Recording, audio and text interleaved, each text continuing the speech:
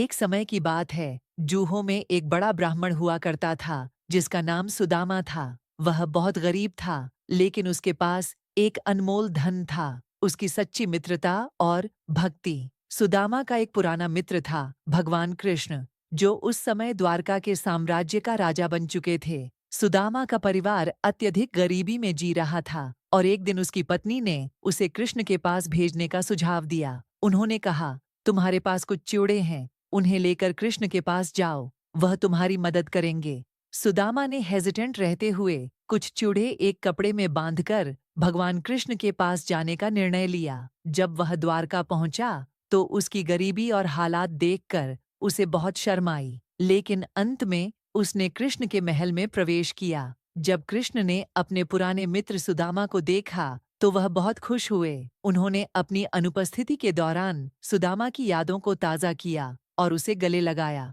सुदामा ने कृष्ण को चिड़े भेंट किए, जो उसने अपने बच्चों से छुपाकर रखे थे।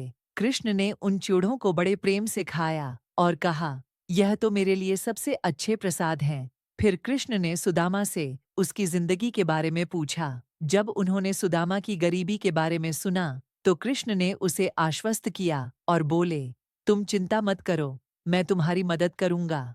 कुछ ही समय बाद भगवान कृष्ण ने सुदामा को एक भव्य महल और समृद्धि का वरदान दिया। सुदामा ने देखा कि अब उसका जीवन पूरी तरह से बदल गया है। वह अपने परिवार के साथ सुखपूर्वक जीवन बिताने लगा।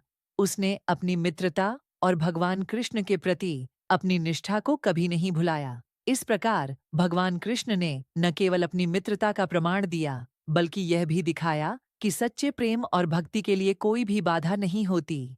ड्लग्साकिल कथा का संदेश, हमेशा याद रखें कि सच्ची मित्रता और भक्ति का मूल्य कभी कम नहीं होता। भगवान कृष्ण की तरह हमेशा दूसरों की मदद करने के लिए तत्पर रहो।